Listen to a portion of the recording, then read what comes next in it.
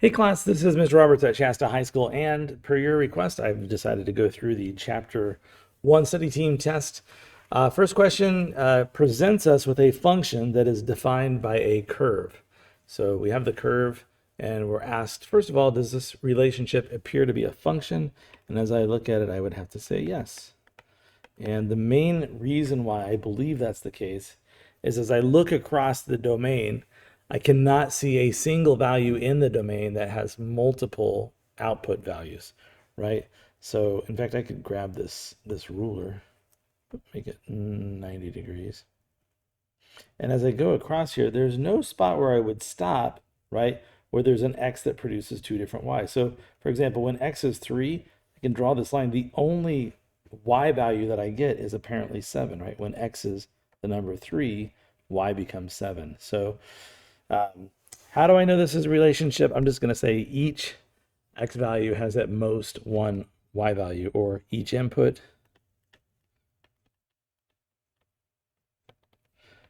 has at most,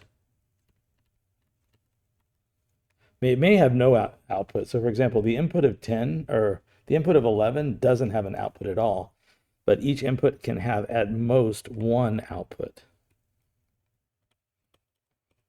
The idea is that we're looking for a situation where we are consistent and predictable. That's what we talked about in class. Next, what is the domain for this function f of x? Well, as I look at it, the only places where it kicks back y's start when x is negative 3. So at negative 3 and then all the way over to where x is 10, right? Those values along the x-axis, those domain values produce outputs. So the domain of this function is everything from negative 3 to positive 10.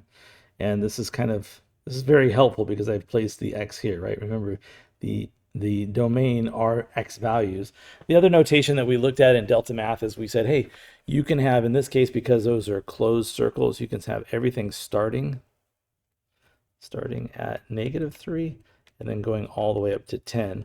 And these square brackets indicate that it includes those endpoints. The next one says, what's the range of this function? So for my range, I'm looking for possible y values that I can get. And as I look at it, it looks like the very smallest y value that's possible is right here, right when y is 0. So y is 0 is the smallest possible y. And it appears that the largest possible, and again, so we're looking at y values, right? So these are y values. The largest y it gets, the largest it gets is probably around 8, right? So I'm going to say that the range of this function is everything from 0 to 8. Again, these are y values. And I can, again, use the same notation, everything from 0 up to and including the 8. Next, what is the value of f of 1? So if this function received an input of 1, what would it get back to you? And I can see right here, when I give it 1, I'm just going to follow this up to the curve. Well, yeah, it looks like when I give it 1, that's the time when it gives me back the 8. So when the input is the number 1, right, the output, when the input is the number 1, the output is 8. So I would say that f of 1, right, f, when you give it that function the value of 1, it gives you back the answer of 8.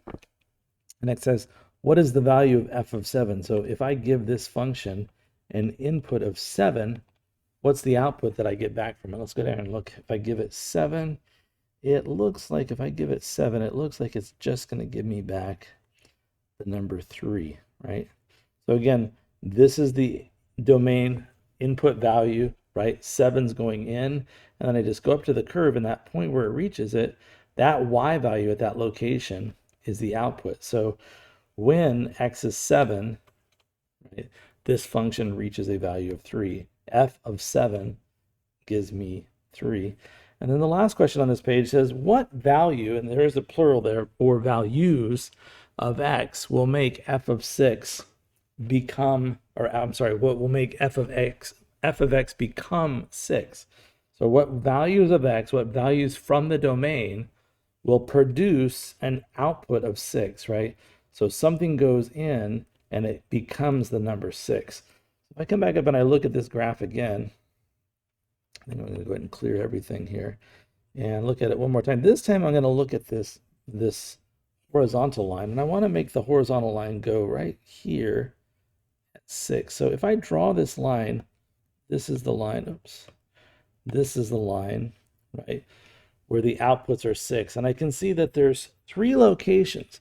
There's one of them here, there's a location here, and there's a location here. And those X values below that are the values that produce outputs of 6. So if I was to just circle these, it looks like -2 gives me 6. It looks like 4, something very close to 4 anyways, gives me 6. And it also looks like the number 9 is giving me 6. So I've got -2, 4, and 9. So what values of X would give me an output of 6? I believe it's -2, 4, and 9. And you can look back up at the graph and verify that. All right, let's go on to page 2. On our second page, we are asked on this question to consider this expression for simplification. And part A says, rewrite and regroup the factors of this expression so that the giant ones are clearly visible. So I'm going to take a moment to do that. I can see that my numerator has 12 and my denominator has 20. And I think both of those have a common factor. I think the largest common factor they share is 4. So I could write 12 as 3 times the number 4. And I could write the number 20 as 5 times the number 4. So what's nice is I've broken up 12 and 20 so I can clearly see their largest common factor, and that is a giant 1. We'll get to that in a minute. But now let's take a look at the x's. So for the x's, I have 2 factors of x in the denominator. So I'm going to go ahead and write x squared down there. And I'm going to mirror that. I can see I have more than 2 factors of x in the numerator. I'm going to mirror that by writing x squared in that numerator. But that's not, I can't leave it there because there were more factors of x in that numerator. In fact, there were a total of 5 of them.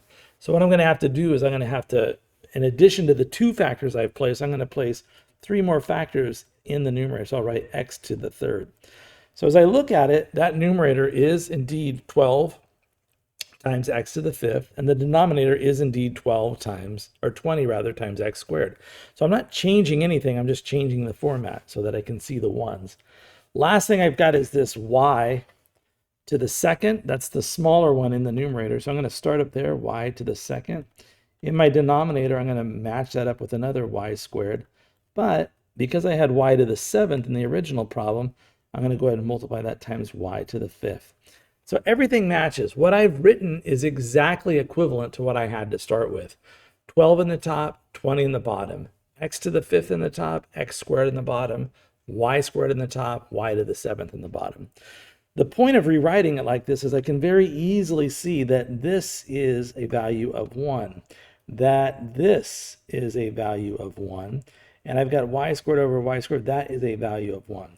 So I very clearly identified and pointed out all the values of 1 that are in this expression and eliminating those, right, because multiplication by 1 doesn't change something. It's just changing how it's looked. We can get rid of those ones. And what are we left with? Well, in the numerator, we have 3x to the 3rd. I'm going to write 3x to the 3rd. And in my denominator, we've got what? We've got 5y to the 5th power. So if I had 2 different values, one for x and one for y, and I evaluated the original expression, right? I just saw what, I put those in and I saw what it gave me. I would get the exact same number every time if I evaluated this smaller, simpler expression, 3x cubed over 5y to the 5th. Okay, so let's continue. We're going to do some more simplifying like that. As I look at this next one, let's see. I've got this x to the 8th, and I've got this y to the -4th, and I can combine those. That is going to clearly be x to the +4th power. A couple of ways I can see that. I know that a negative exponent is like this reciprocal, so I could rewrite this as x to the 8th over x to the +4th. And when I do that, I can see there's a giant 1 here, right? There's clearly an x x to the 8th is x to the 4th times x to the 4th. And I've got 4 factors of x that are lurking in the denominator. So this x to the 8th power times x to the negative 4th power is x to the 4th power. So that's the first part. The other part, I've got 2 factors of y, and I'm going to multiply by 8 more factors of y. So it's y times y. If you hear it, maybe I did, maybe I didn't. If you hear it, there's 10 factors of y there. So this is, the answer here is y to the 4th times, why did I do that? 2, 1, 2, and then 1, 2, 3, 4, 5, 6, 7. There's 10 factors of y, right? Y times y. Yeah, there's 8. There's 10 total of 10 factors of y there. It gets really sloppy if we write these all out, but we certainly can, right? I could write the y, and then y, and count them, right? They're all factors of y, and I got 10 of them. I think that's enough said. Let's move on. Next problem, we are squaring something, right? We are squaring something, and I know I'm squaring it because this is the number 2. The question is, what is being squared? Now, in this previous problem, part of it had right here, it had this y. That y was the only thing that was being squared, right? It was y. That's what it was. If I have something like 3y to the second, the only thing that's being squared there is the y. That's 3y. With the addition of these parentheses, right, I'm saying, no, the grouping that I have, what I have 2 copies of, is more than just a 3y. This is actually now a 3y. So when I look at this, I know that I have two of these 5b to the 5th. So I can write it out twice, right? There's a 5b to the 5th times another 5b to the 5th.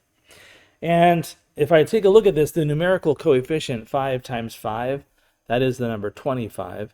And then if I have 5 factors of b times 5 more factors of b, that's a total of 10 factors of b. So this is 25b to the 10th power. Another way I can do this is I can raise each of these terms to the second power individually. So this is an alternate approach. I could say, look, this 5 is going to get squared, right? And this b to the 5th, that b to the 5th is going to be squared also. When I square the 5, I get 25. And then when I have b to the 5th raised to the second power, that's 5 factors of b times 5 more factors of b, which is b to the 10th. So same answer, just a slightly different approach. Let's move on to part C. Beautiful. I love C. It's a lot like the problem at the top of the page. The 10 is a 5 times 2.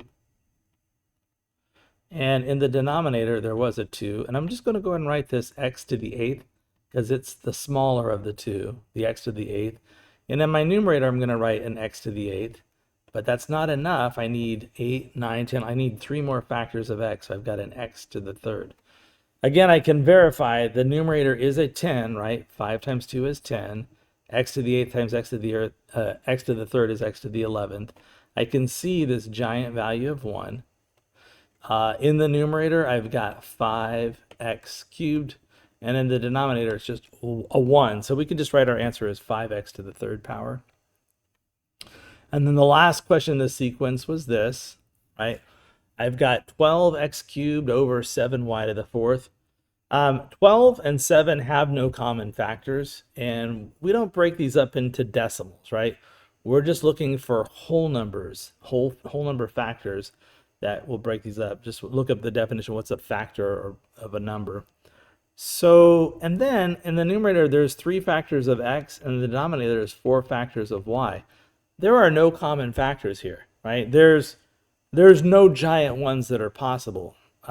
So this is as fully simplified as this can get. There's nothing that we can eliminate.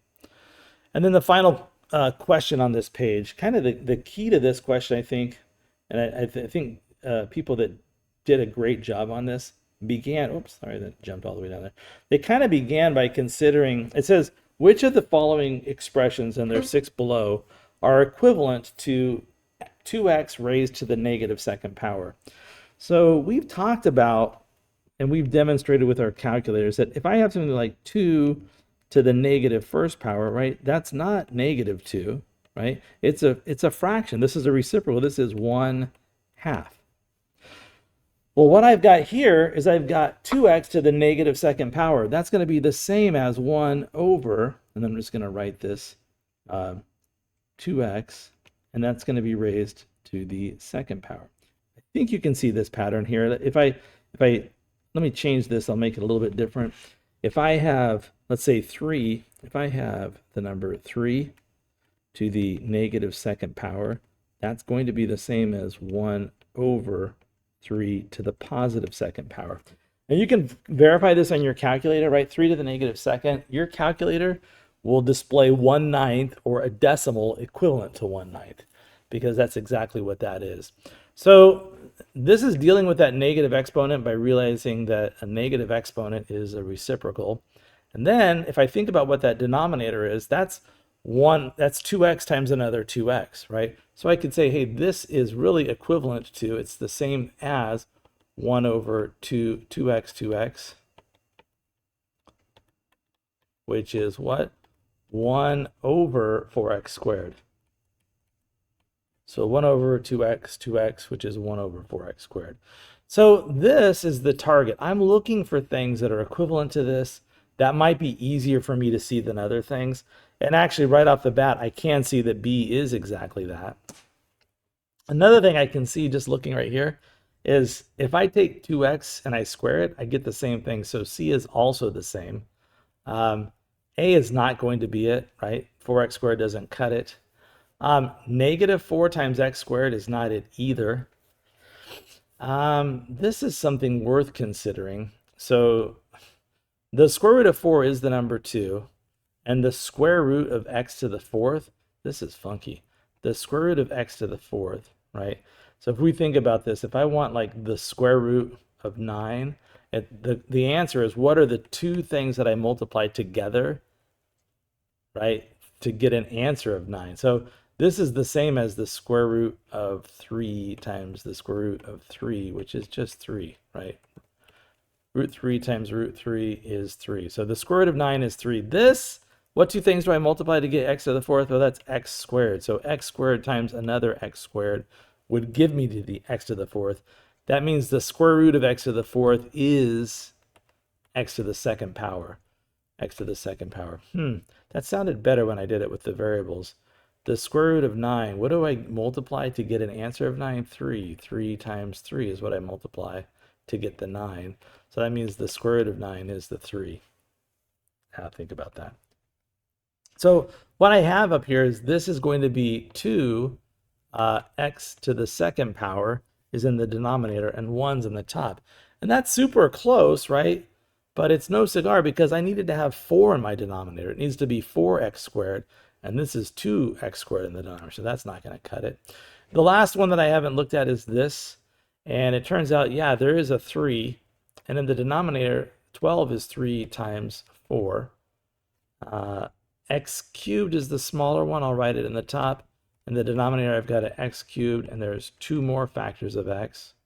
So what am I looking at? This is a giant 1. This is a giant 1. So we're left with a 1 in our numerator and 4x squared in the denominator, which is exactly like the other ones, right? So the 3 that are equivalent to the starting expression are B, C, and D.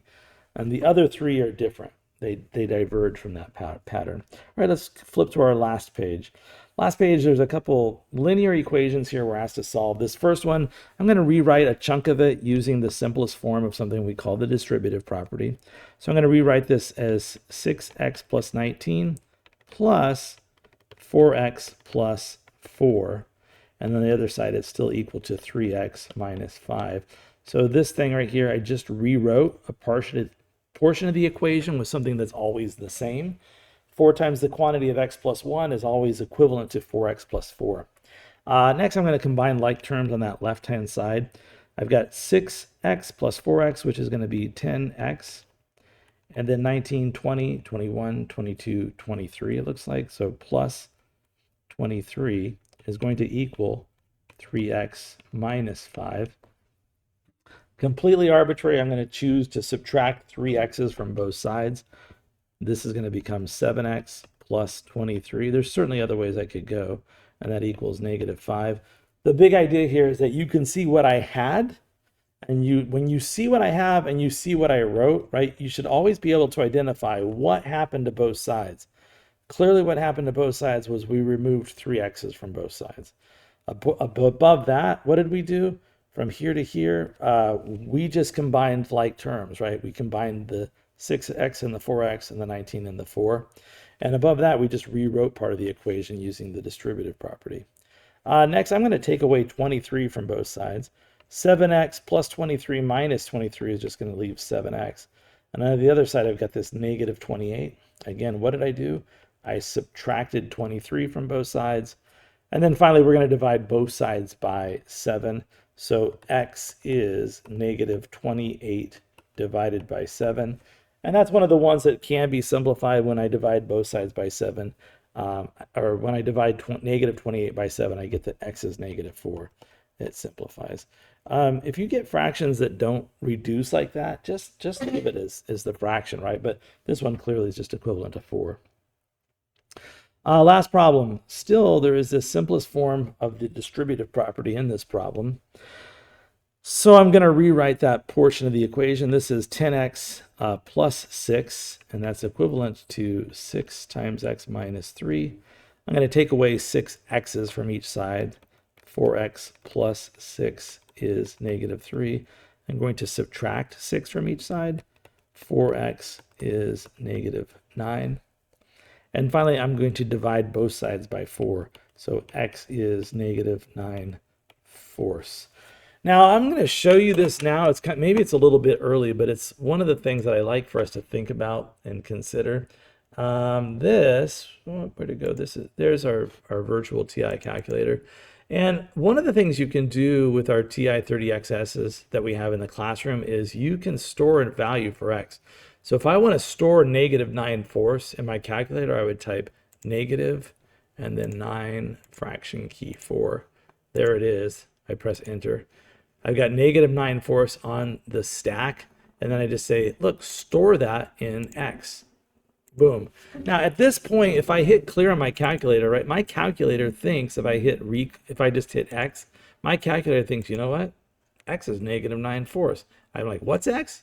-9/4. All right, so it thinks it knows what x is. Now what I can do is I can compare the left-hand side, right? I'll underline that in blue. With the right-hand side, I'll underline that in green.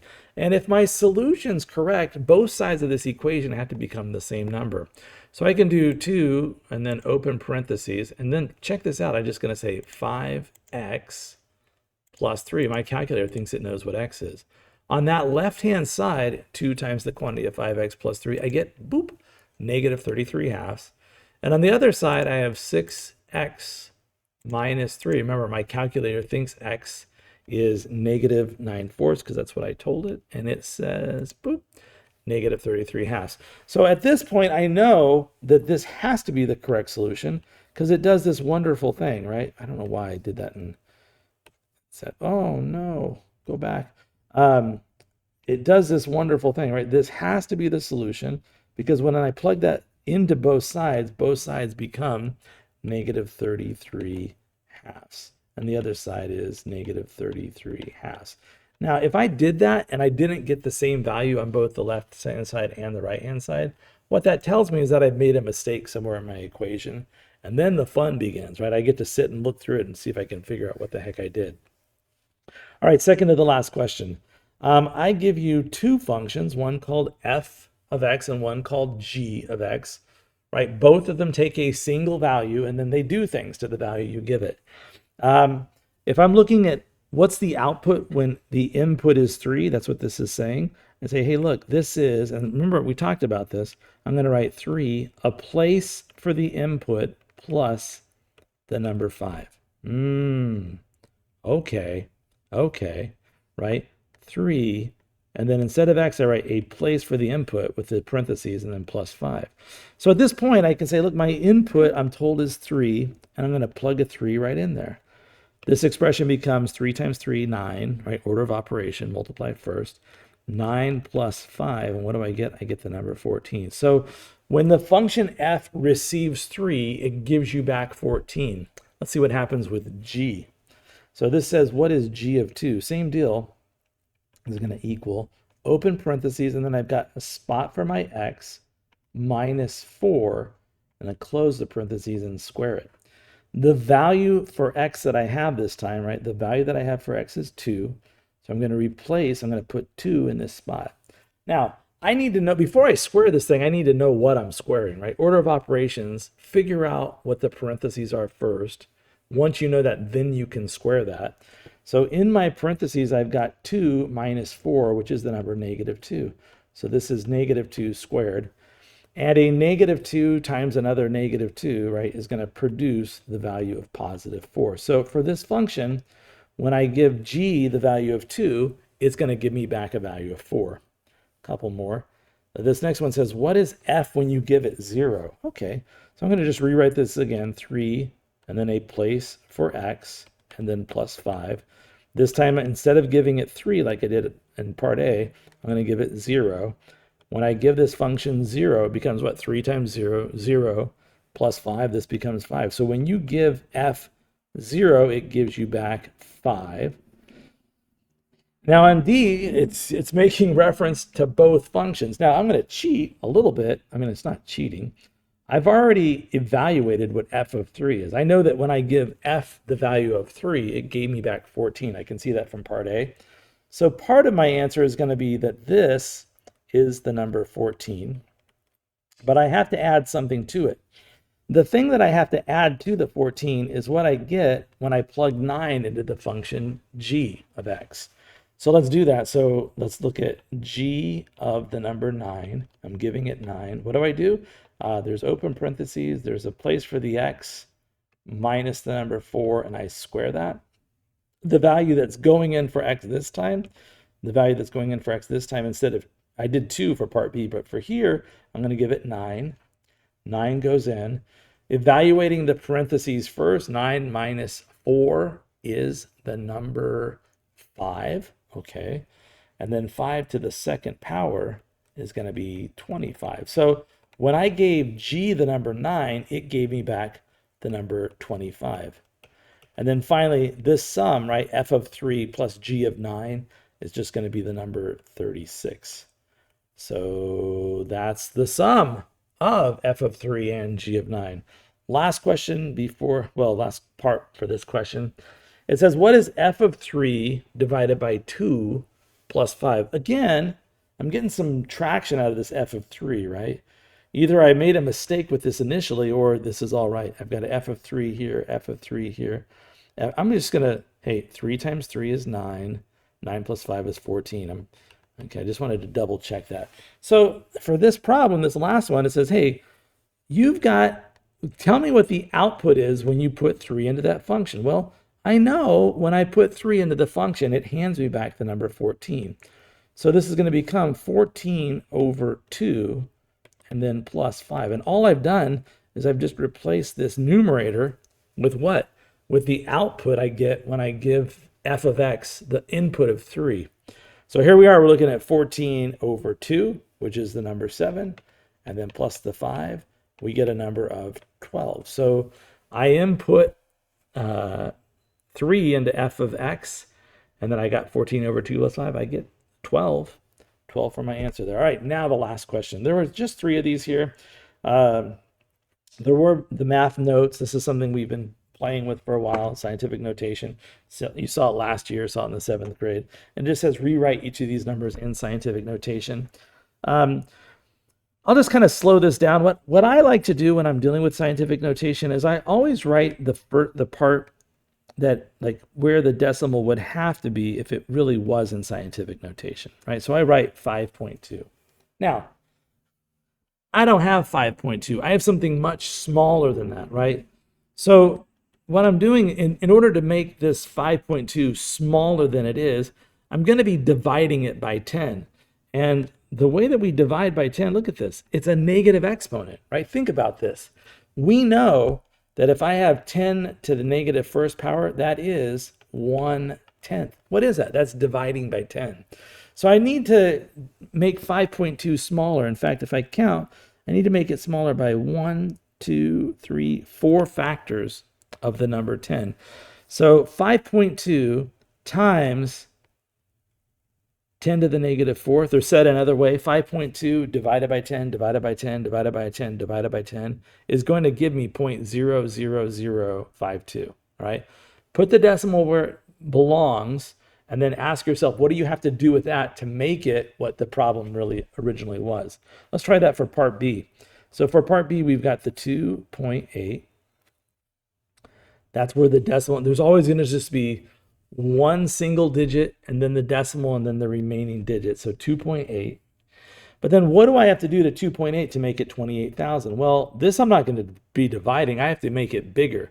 So I'm going to be multiplying by 10. And to show multiplying by 10, instead of using a negative exponent, I'm going to use some positive exponents. So I'm going to take the 28 and I'm going to multiply by 1, 2, 3. I'm going to multiply by 4 factors of 10, right? So here we go. This is 2.8 times 10 to the fourth. This is 5.2 times 10 to the negative fourth. The last question, ooh, this is a little tough because we've already got a power of 10 involved, right? So let's do this. Let's just rewrite this part in scientific notation, and then we'll bring this thing down into the mix. So this 123.5 should be 1.235. And that is small, right? That's a small number. And what I'm writing here has to be exactly the same as 123.5, and I don't have that. So what do I have to do to make this 1.235 bigger? I have to multiply it by factors of 10. In fact, how many? I need to multiply it by 1, 2 of them, so 10 squared. So what I have here is this initial spot, this 123.5 is equivalent to what I'm underlining in green. But there was more, right? I have to bring down this times 10 to the 5th power. And this is why this is so nice that we're talking about, rules for exponents. I can look at this and I say, hey, 10, 10 times 10, 10, 10, 10, 10, that's 7 factors of 10. So this is equivalent to 1.235 times 10 raised to the 7th power. All right, that's it. I know I'm talking fast. The joy is that you can pause this, rewind it, reconsider it. Come into class and say, Mr. Roberts, please, can you talk me through this maybe in a different way, right? But these were the problems that appeared on the study team test. And I hope you find this helpful, maybe slightly helpful. I don't know what to say, but seek me out if you've got more questions. Seek out your friends. And also remember that Delta Math assignment, feel free to open that up. And even though you've completed, got 100%, it'll let you go back in and do additional problems, additional practice if you want to beef up for Friday. All right, take care. I look forward to seeing you in class on Thursday and then test on Friday.